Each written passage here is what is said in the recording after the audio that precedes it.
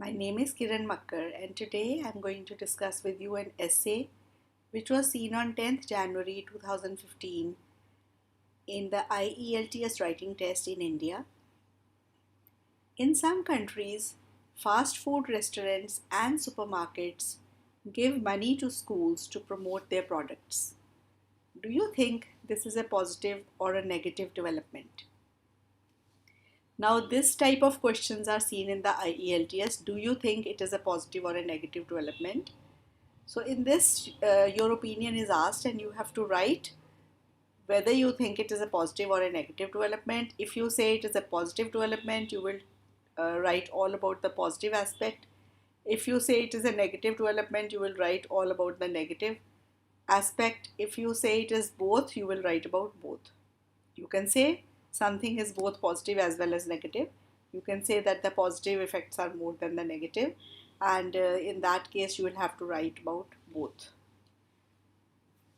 In the highly competitive era of today, marketers such as restaurants and supermarkets have realized the marketing opportunity offered by schools and so are giving money to schools. So the topic is that fast food restaurants and supermarkets, they are giving money to schools to promote their products.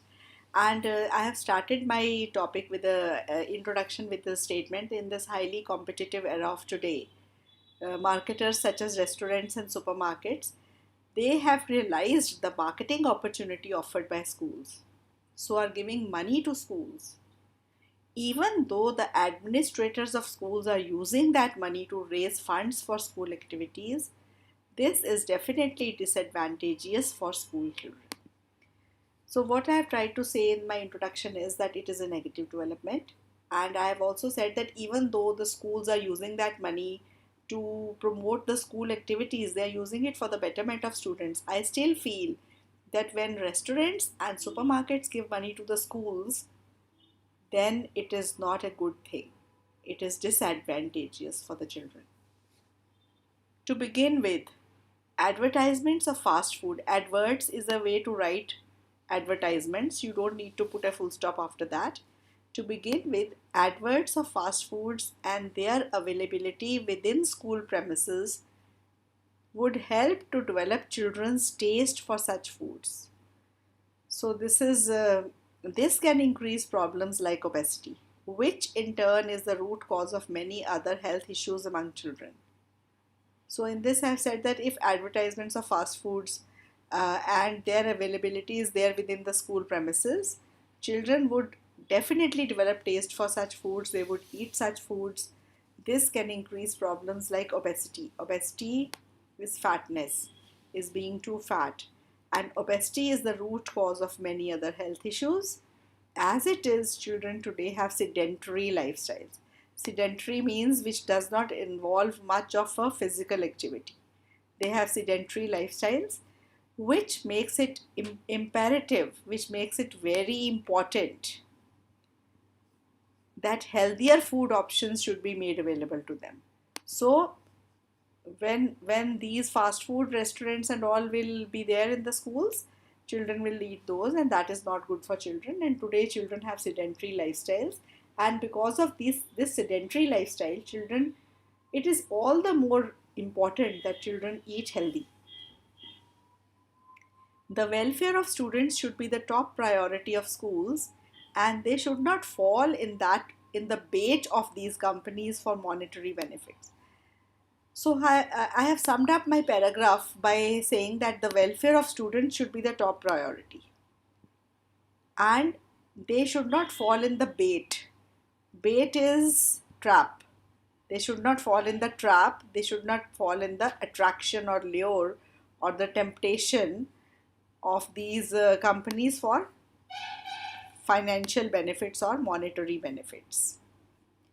So I have said that this would not be good for the children. In this paragraph, I have talked about the health of children and how such things would not be good. Secondly, such commercial intrusions within the academic environment can promote consumerism.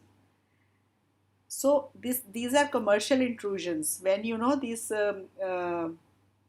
supermarkets, they give money to school, They will definitely advertise their products in the schools. And such commercial intrusions means um, something which comes in, interruptions or invasions or interventions within the academic environment can promote consumerism. Now, consumerism is when we consume things a lot, that is called consumerism.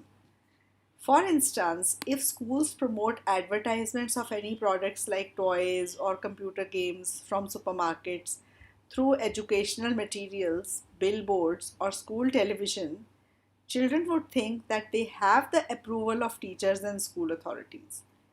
Consequently, these vulnerable children pester their parents to buy those products, which can upset the family budget.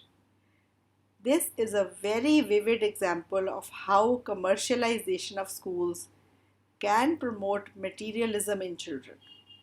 So, this paragraph also tells about why supermarkets and all the money from supermarkets should not be taken by the schools, even if they need that money. Because when these supermarkets will give money, they will definitely want to advertise their products. And this would be taken as a commercial intrusion. And then children think that when children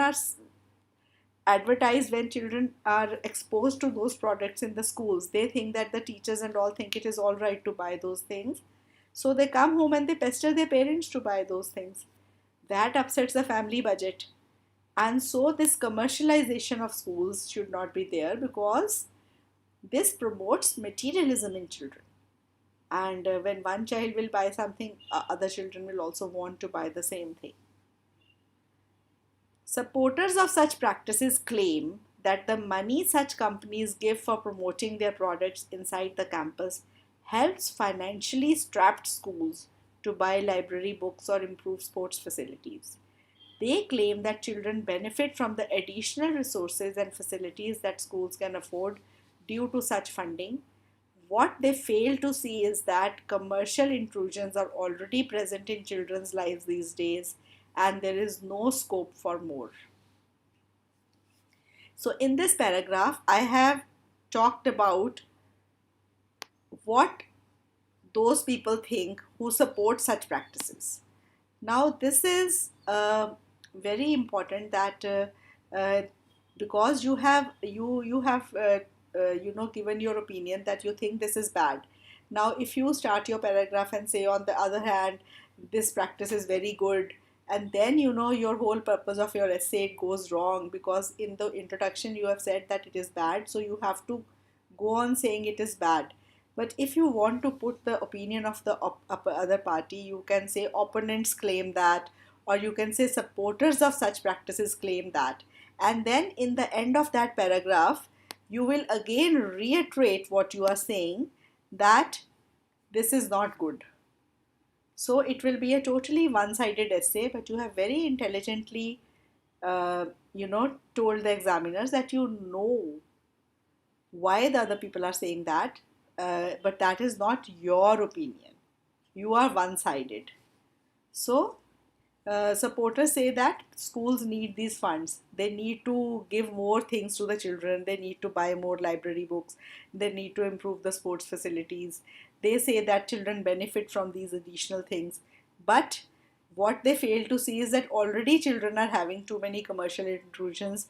And if we give them more such things in school, it would definitely be very, very bad. So, this remains a one sided essay. To sum up, it is definitely a negative development to use schools to advertise their products, as this may lead to unhealthy eating and a materialistic attitude in children. So, I have put up my essay with just 2 points. One is I've talked about the children's health, and the second is I've talked about materialism or consumerism in children. And in the third body paragraph, I've talked about what the opponents say. And in that very paragraph, by the end of that paragraph, I've said that I still believe that is bad. Even if their claims may be correct to some extent, I still believe that this is not a good practice to follow. So, plan followed is very simple. In the introduction, I've said it is a negative development, and in the whole paragraph, I've supported my opinion. And even if I have put up the viewpoints of the other opponents, I have still, uh, you know, uh, talked against those in the end of that paragraph. So I have been very much one-sided in my essay. It is always safer, and it fetches more bands if you remain one-sided in your IELTS essay. That is my personal experience.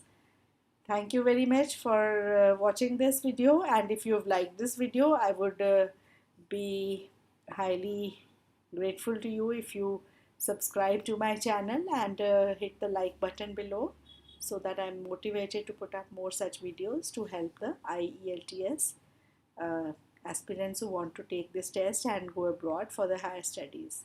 Thank you.